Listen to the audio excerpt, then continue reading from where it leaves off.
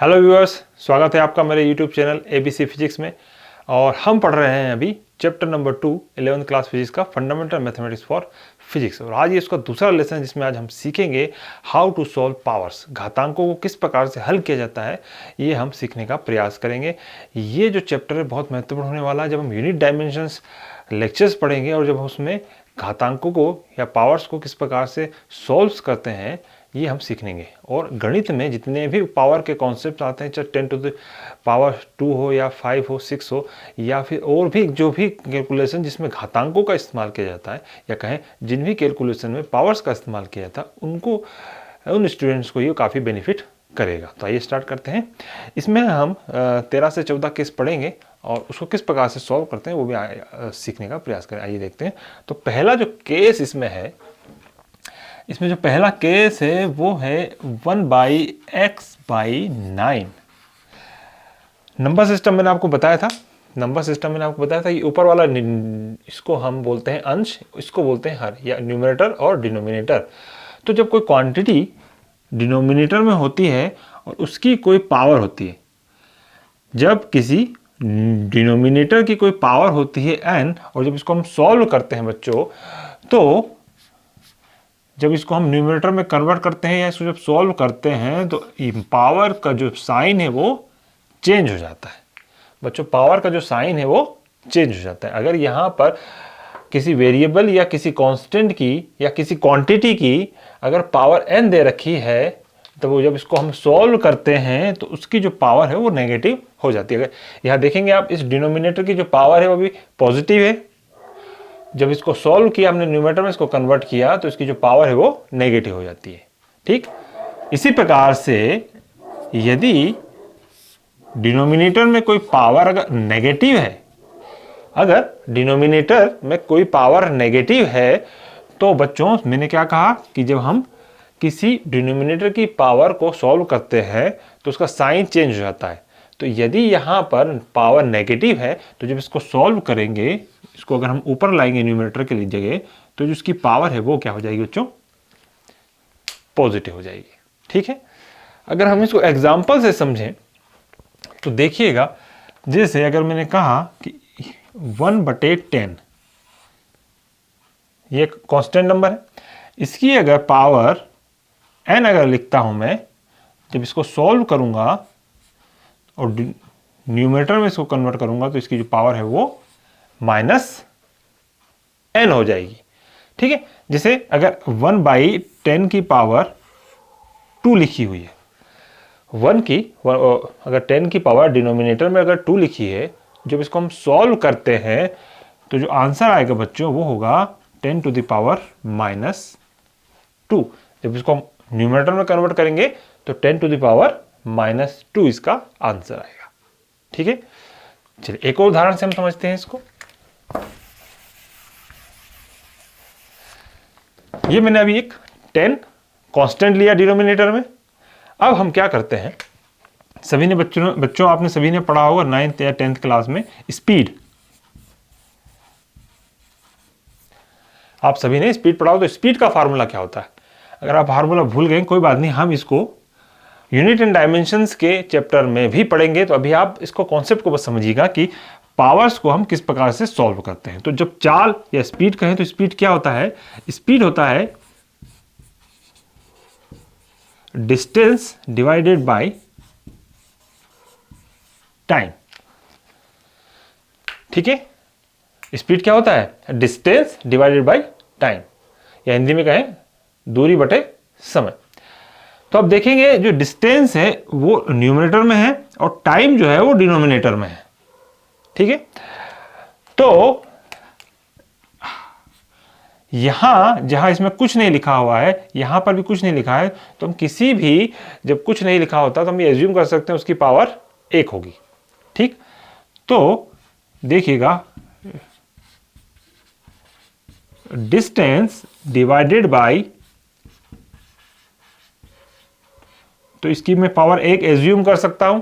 Denominator में time की power कितनी है? 1 है। और जब मैं इसको कन्वर्ट करता हूं न्यूमरेटर में तो देखिएगा आंसर क्या मिलेगा, डिस्टेंस इनटू टाइम माइनस 1। तो जब इस स्पीड का जो फॉर्मूला है डिस्टेंस बटे टाइम, जब किसी की कोई पावर नहीं होती तो हम एज्यूम कर सकते हैं उसकी एक पावर होगी, और जब हम टाइम को देखेंगे नीचे के डिनोमिनेटर में और इसकी पावर एक है, तो जब इसको हम न्यूमरेटर में कन्वर्ट करेंगे तो इसको पावर का जो साइन है वो क्या हो जाएगा बच्चों, चेंज हो जाएगा। यहां पर टाइम की पॉजिटिव पावर है, जब इसको हम सॉल्व करेंगे तो जब इसको न्यूमरेटर में कन्वर्ट करेंगे तो टाइम की पावर जो है -1 हो जाएगी। इसका मतलब जो है -1 ये रिप्रेजेंट कर रहा है कि टाइम इनवर्सली इनवर्स है किसके, स्पीड के। ठीक है बच्चों, अब इसको एक और हम इसको थोड़ा सा और आगे बढ़ाते हैं। डिस्टेंस को हम किस में मेजर करते हैं, लेंथ में, और टाइम को तो डेफिनेटली टाइम में करते हैं, तो टाइम को हम करते हैं मेजर टाइम में। लेंथ का जो सिंबल होता है वो L होता है, और टाइम का जो सिंबल होता है वो क्या होता है बच्चों, T होता है। या कहें कि L/T। यहां पर आप देख रहे हैं कि T जो है टाइम, जो टाइम को रिप्रेजेंट कर रहा है, उसकी पावर कुछ नहीं दी हुई है। इसका मतलब हम इसको एज्यूम कर सकते हैं इसकी जो पावर है वो 1 है। ठीक है, और इस L की पावर भी 1 है। जब हम इस T को सॉल्व करेंगे जो डिनोमिनेटर में है, तो जो हमारा आंसर आएगा वो आएगा L1 T-1। तो बच्चों ये जो L1 और T-1 है, यही जो है स्पीड का डायमेंशंस फार्मूला होता है। हम यूनिट एंड डायमेंशन इसको डिटेल में पढ़ेंगे, लेकिन आप समझिए कि अभी डिनोमिनेटर में जब कोई पावर होती है, जब उसको सॉल्व करते हैं तो उस पावर का जो साइन होता है वो चेंज हो जाता है। यही हमारा केस नंबर 1 था। आई होप आपको समझ में आ रहा होगा।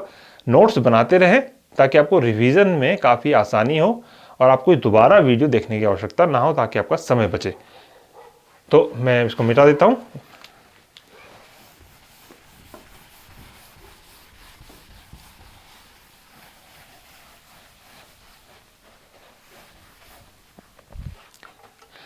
जो दूसरा केस है बच्चों, वो है, जो दूसरा केस है जब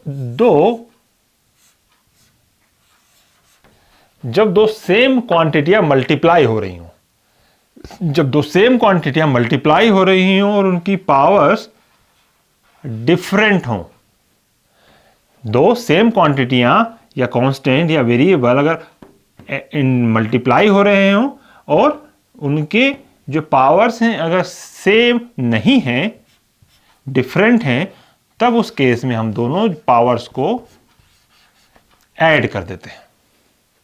ये केस नंबर 2 है।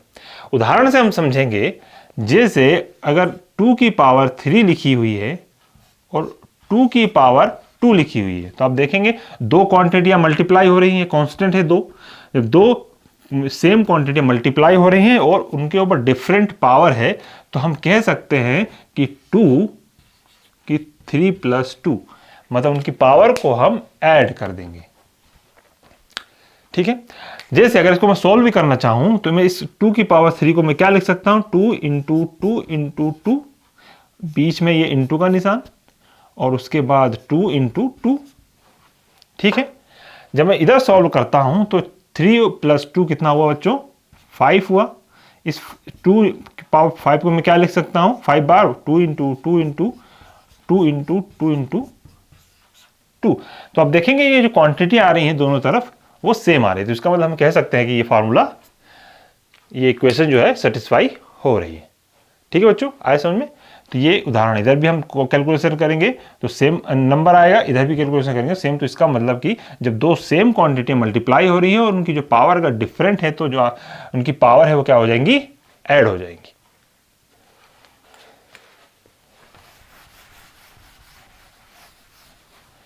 जो अगला केस है वो हम पढ़ेंगे, जब दो सेम क्वांटिटियां डिवाइड हो रही हैं और उनके ऊपर पावर डिफरेंट है, तब हम क्या करेंगे, ये केस नंबर हमारा 3 बनता है। तो देखिए, इसको आप कंपेयर कीजिए इससे। यहां पर जो a की पावर n लिखी है ये डिनोमिनेटर हो गया। तो मैंने जब कहा कि जब भी कोई पावर, कोई वेरिएबल अगर डिनोमिनेटर में होता है और उसकी अगर पावर n होती है, पॉजिटिव होती है, जो हम न्यूमरेटर में कन्वर्ट करते हैं, तो वो क्या हो जाती है बच्चों, उसका साइन जो है चेंज हो जाता है। जैसे अगर इसमें सोल्व करूं तो a की पावर m रहेगा, जब कोई क्वांटिटी हम ऊपर लाते हैं तो नेगेटिव हो जाती है, इसकी पावर पॉजिटिव है तो यहां पर ये पावर जो क्या हो जाएगी, नेगेटिव हो जाएगी। ठीक है बच्चों, जब डिनोमिनेटर में कोई क्वांटिटी की अगर पावर होती है, जब उसको कन्वर्ट करते हैं न्यूमरेटर में या सॉल्व करते हैं, तो जो उसकी पावर का साइन जो है वो चेंज हो जाता है। अगर पॉजिटिव है तो वो नेगेटिव हो जाएगी, और अगर नेगेटिव है तो वो बच्चों पॉजिटिव हो जाएगी। अब आप देखेंगे कि सेम क्वांटिटियां हैं लेकिन उनकी जो पावर डिफरेंट है, तो केस कौन सा बना, यहां पर। और उस केस में हम क्या करते थे, उनकी पावर ऐड कर देते हैं। तो यहां पर भी हम पावर ऐड कर देंगे, a की पावर m प्लस ब्रैकेट में माइनस n, और इसको अगर हम फर्दर सॉल्व करेंगे तो माइनस प्लस क्या हो जाएगा बच्चों, माइनस हो जाएगा, तो m माइनस n। तो या कहा जाए कि अगर कोई क्वांटिटी है उसकी पावर अगर डिफरेंट है, तो जब हम उसको सॉल्व करते हैं तो उसकी पावर जो है एक दूसरे में माइनस कर देते हैं, तो m माइनस n, जो इस प्रकार का रिजल्ट आया। ठीक है, जिससे उसको उदाहरण से हम समझें। अगर यहां लिखा हुआ है 10 टू द पावर 2 और यहां लिखा हुआ है, यहां पे इसको हम 3 कर लेते हैं, 10 टू द पावर 2, ऊपर न्यूमरेटर में 10 टू द पावर 3 और डिनोमिनेटर में 10 टू द पावर 2। जब इसको सॉल्व करेंगे तो 10 to the power 3 into 10 to the power minus 2, denominator से हम इसको न्यूमरेटर में लाए तो जो उसका पावर है उसका साइन चेंज हो गया। और उसको फर्दर हम सॉल्व करेंगे तो 10 to the power 3 plus minus 2, और 3 उसको फर्दर सॉल्व करेंगे तो 3 माइनस प्लस माइनस का 2, और इसका जो आंसर आएगा 10 टू द पावर 1। ठीक है बच्चों, आई होप आपको समझ में आ रहा होगा। डिनोमिनेटर में अगर कोई पावर है, साइन हम चेंज कर देंगे, और जब उसको चेंज कर देंगे तो ये केस हमारा क्या बन गया, दो सेम वेरिएबल मल्टीप्लाई हो रहे हैं, डिफरेंट पावर है तो हम उसको क्या कर देंगे, ऐड कर देंगे। ऐड करने का प्लस माइनस माइनस हो जाता है, और जब 3 में से दो हम माइनस करेंगे तो बचेगा 1, तो इसका आंसर क्या आएगा, 10 टू द पावर 1, या कहें 10, क्योंकि जिसपे कोई पावर नहीं होती, हम एज्यूम करते हैं कि उस पर क्या पावर होगी बच्चों, 1 पावर होगी। आई होप समझ में आया होगा आपको। चलिए मैं इसको मिटा देता हूं, नोट करते रहिए, समय आपका काफी बचेगा। कंपटीशन में समय की काफी वैल्यू होती है। हाँ, तो हम चौथा जो केस पढ़ेंगे बच्चों वो है, यदि कोई क्वांटिटी लिखी हुई है, यदि कोई क्वांटिटी a लिखी हुई है और इसकी पावर है m, और होल ब्रैकेट में ये लिखा हुआ है और उसकी पावर है n, उस केस में हम पावर्स को मल्टीप्लाई कर देंगे। इस प्रकार का अगर फॉर्म आप देखते हैं पावर्स का, कि कोई क्वांटिटी है उसकी पावर m है और वो होल ब्रैकेट में है, और होल ब्रैकेट के पावर उसके ऊपर भी एक पावर है n, और इस केस को हम क्या करेंगे कि दोनों जो पावर्स हैं वो मल्टीप्लाई कर देंगे। जिसे हम एग्जांपल से समझें कि 2 लिखा हुआ है, 2 की पावर 2 और होल पावर 3, होल ब्रैकेट बंद करके होल पावर 3। तो जब इसको हम सॉल्व करेंगे तो हम इसको लिख सकते हैं 2 की पावर 2 इंटू 3, या कहें 2 की पावर 6। ठीक है बच्चों, इन दोनों केस में आंसर जो है वो सेम आएगा। जैसे अब इसको हम सॉल्व भी करने की कोशिश करें तो अंदर में लिखूंगा 2 इंटू 2 और इसकी पावर होती है 3, तो मैं इसको क्या लिख सकता हूं, 4 की पावर 3। ठीक है, और यहां पर मैं इसको कितनी बार लिखूंगा, 2 into 2 into 2 into 2 into 2 into 2, 6 times, और जो आंसर आएगा 2 दूना 4, 4 दूना 8, 8 दूना 16, 16 दूना 32, 32 दूना 64, 64। तो यहां पर आंसर आ रहा है 64। ठीक है, और यहां पर मैं जब इसको सॉल्व करता हूं 4 इंटू 4 इंटू 4, तो 4 चुकू 16 और 16 चुकू 64, तो इधर भी कितना बच्चे हुआ है 64। इसका मतलब ये इक्वेशन भी अब सेटिस्फाई कर रही है, दोनों केस में आंसर सेम आ रहा है। ठीक है, तो ये क्या हुआ हमारा केस नंबर 4 कि जब क्वांटिटी पे कोई पावर होती है और होल ब्रैकेट के अंदर बाहर कोई पावर होती है तो दोनों जो पावर होती है वो ऐड हो जाती है।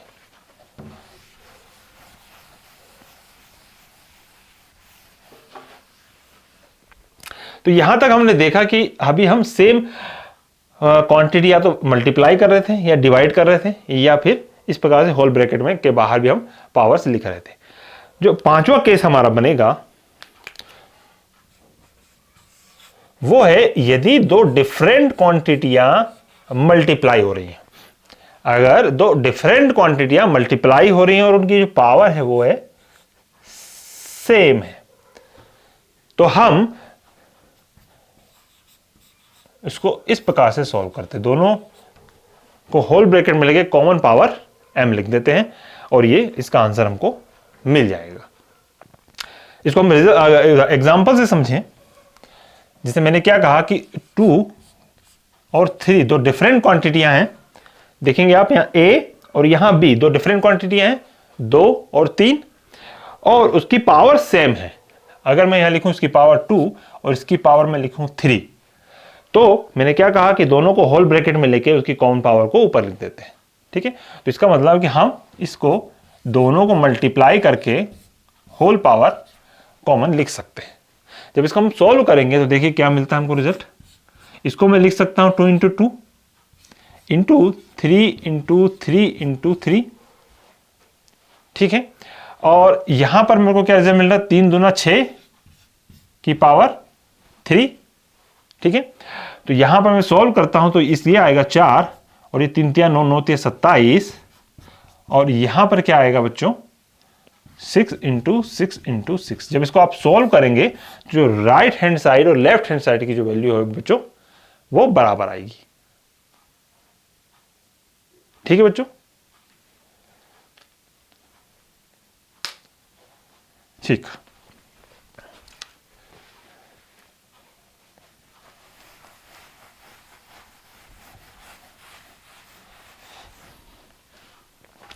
तो जब सेम डिफरेंट क्वांटिटियां मल्टीप्लाई हो रही हो और उनके ऊपर पावर अगर सेम है तो हम उसको होल पावर कॉमन लेके m लिख सकते हैं। ठीक, अगला जो केस है बनता है बच्चों, इसको आप नोट कर लीजिएगा। मैं इसको मिटा देता हूं, नहीं मिटा नहीं देता हूं, मैं उधर लिख दूंगा। तो केस नंबर जो 6 बनता है कि जब जो डिफरेंट क्वांटिटियां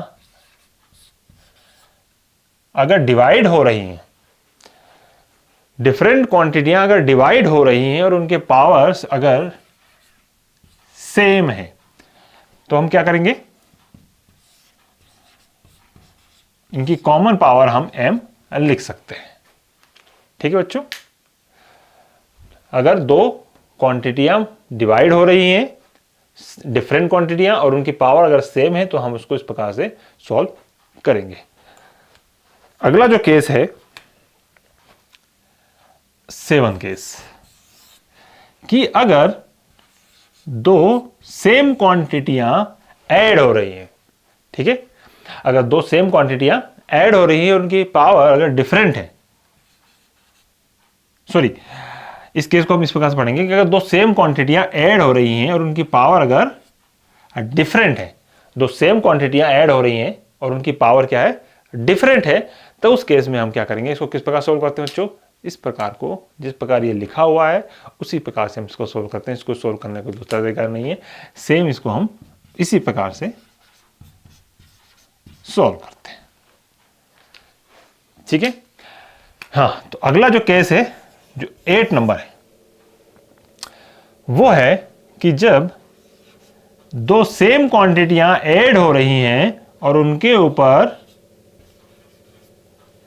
पावर भी सेम है, दो सेम क्वांटिटियां हैं, पावर भी सेम है, तब हम क्या करेंगे कि ऐड करते समय ये भी एक सेम क्वांटिटी, ये भी एक सेम क्वांटिटी है। मान लीजिए एक चावल है और ये भी एक चावल है, एक चावल और एक चावल कितने चावल हो गए, 2 चावल, मतलब सेम क्वांटिटी जोड़ देंगे हम, तो इसका जो आंसर आएगा बच्चों वो आएगा 2a की पावर m। ठीक है, जैसे मैं उदाहरण लूं कि 2 की पावर m है और यहां पर भी 2 की पावर m है, तो बच्चों आंसर क्या आएगा, यहां पर ये 2 1 है 2 है, तो इसका मतलब आंसर आएगा 2 इंटू 2 की पावर m।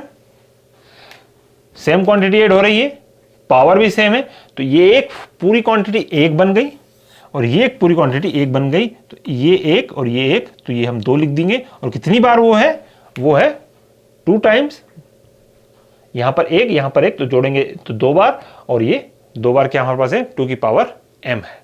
ठीक है बच्चों, आया समझ में?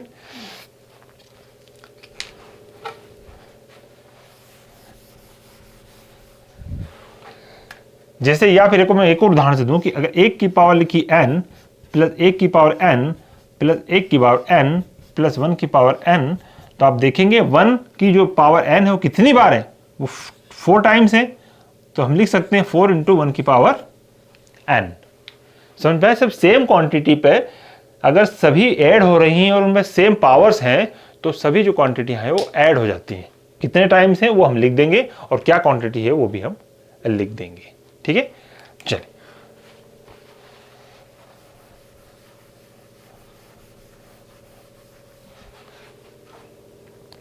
जो अगला केस बनता है 9।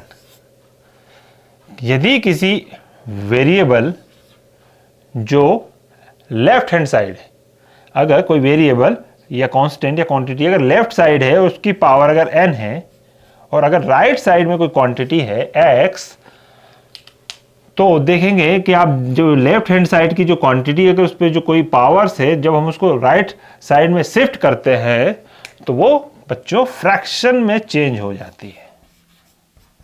मतलब दूसरी क्वांटिटी पर जो राइट साइड में है उसके ऊपर फ्रैक्शन में कन्वर्ट हो जाती है। अगर हम इसको n को इधर शिफ्ट करेंगे तो जो हमारे पास जो रिजल्ट आएगा वो x की पावर 1/9 आएगा। ठीक है बच्चों, ये इस प्रकार से इसको हम सॉल्व करते हैं।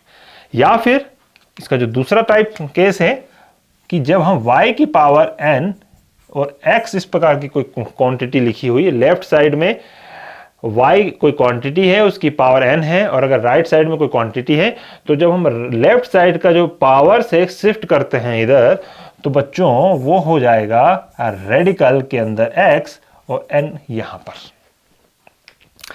मतलब अगर यहां पर स्क्वायर है तो ये स्क्वायर रूट बन जाएगा, और अगर यहां क्यूब है n की जगह तो ये क्यूब रूट बन जाएगा। ठीक है बच्चों, आई होप आपको समझ में आ रहा होगा यहां पर। ठीक है, तो इसको नोट कर लें, इसका स्नैपशॉट खींच लें और बाद में इसको नोट्स में कन्वर्ट कर लीजिएगा ताकि आपको हेल्पफुल रहेगा। तो अभी हमने कहां तक पढ़ा? No case. ठीक है, इसको मैं मिटा देता हूं।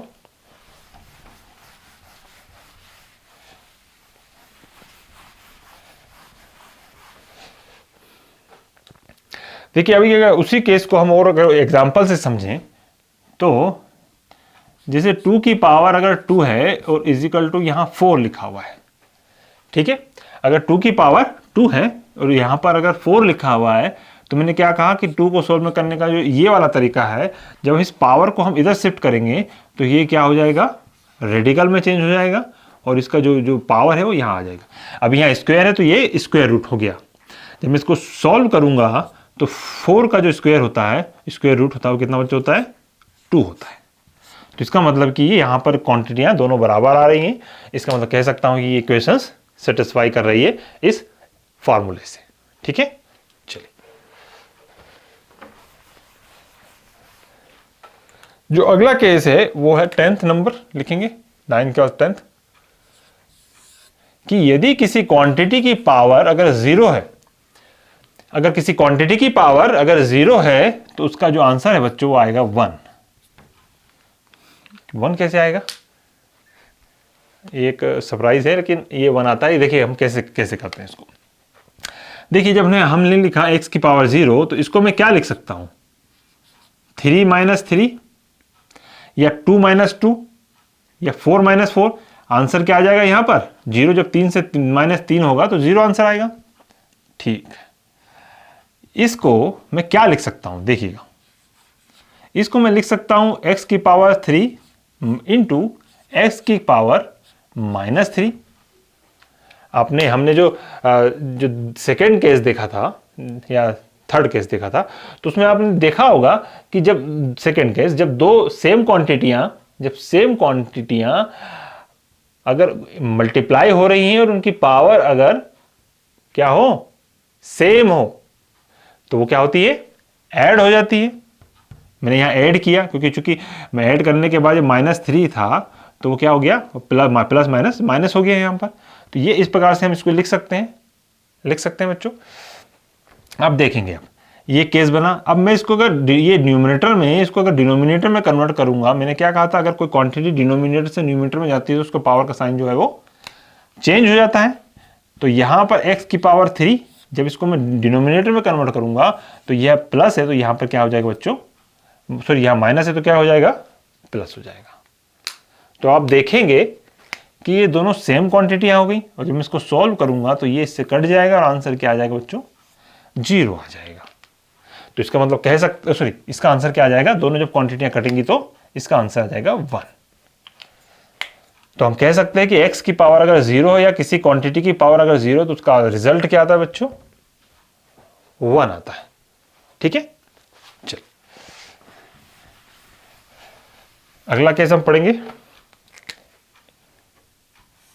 11th case. यदि किसी क्वांटिटी जो नेगेटिव में है, अगर कोई क्वांटिटी जो नेगेटिव में है उसकी अगर कोई पावर है ऑड नंबर, ठीक है, अगर नेगेटिव क्वांटिटी है और उसकी पावर जो है वो ऑड है, तो जो रिजल्ट हमको मिलेगा वो बच्चों क्या मिलेगा, नेगेटिव मिलेगा। ठीक है, जैसे उदाहरण की अगर मैं बात करूं कि -2 की पावर अगर 3 है, -2 की पावर 3 है, तो जब इसको हम सॉल्व करेंगे तो देखें क्या मिलता है, -2 इंटू -2 इंटू -2। इसको हम इस प्रकार से लिख सकते हैं।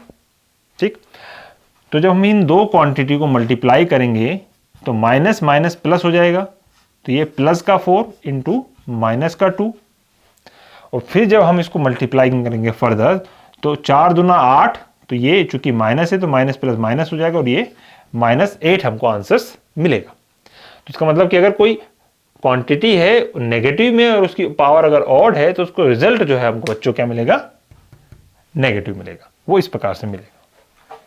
ठीक है,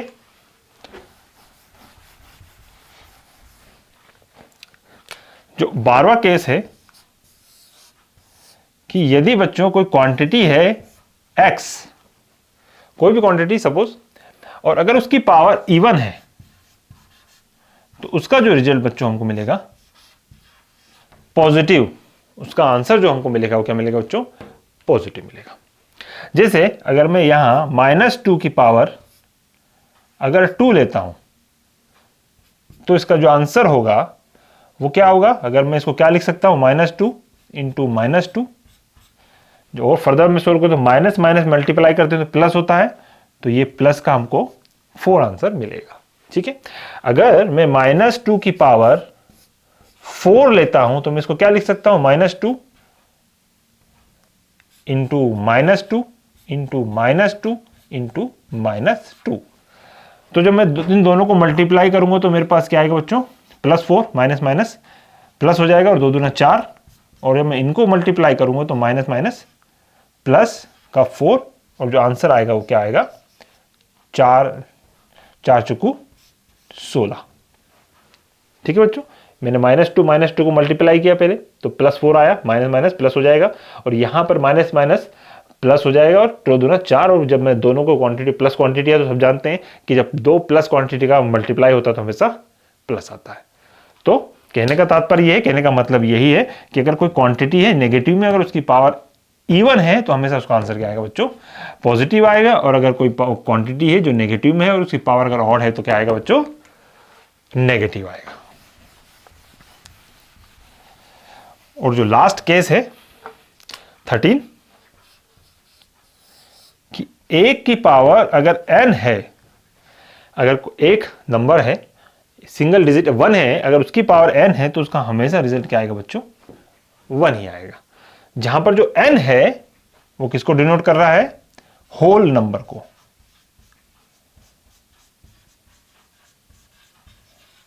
और होल नंबर मैंने आपको पिछली क्लास में बताया था क्या होता है, जीरो और पॉजिटिव इंटीजर को जब हम मिला देते हैं और एक सीक्वेंस जो बनता है जो स्टार्ट होता है 0 1 2 3 4 5 ये n तक, तो इनको हम बच्चे बोलते हैं होल नंबर। ठीक है, अगर एक की पावर अगर मैं 2 लिखता हूं तो इसका जो आंसर आएगा बच्चों क्या आएगा 1 into 1, और जब एक को एक से गुणा करेंगे आंसर क्या आएगा 1।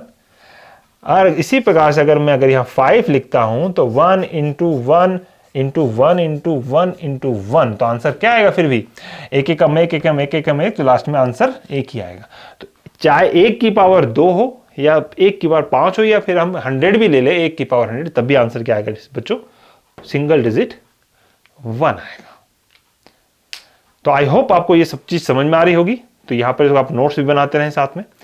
यहाँ पर ये मेरा लेक्चर खत्म होता है। फिर भी अगर आपको कोई डाउट है तो कमेंट बॉक्स में लिखकर भेजिएगा, मैं उसको पर्सनली आपका डाउट क्लियर करने की कोशिश करूंगा। अगला जो लेसन है इसके बाद थर्ड हम लेसन पढ़ेंगे वो है अर्थमेटिक प्रोग्रेशन और मीन, जो मैं 1-2 दिन में दोबारा अपलोड करूंगा। तब तक आप पढ़ाई करते रहें नोट्स बनाकर और MCQ जरूर सॉल्व करें। अगर आप भविष्य में नीट या IIT जी की तैयारी कर रहे हैं तो जो आप चैप्टर पढ़ रहे हैं उसके MCQ जरूर सॉल्व कर रहे हैं। अगर आप किसी भी टीचर से पढ़ रहे हैं आपको MCQ अगर आपको बन जा रहा है तो इसका मतलब आपकी पढ़ाई ठीक तरीके से चल रही है।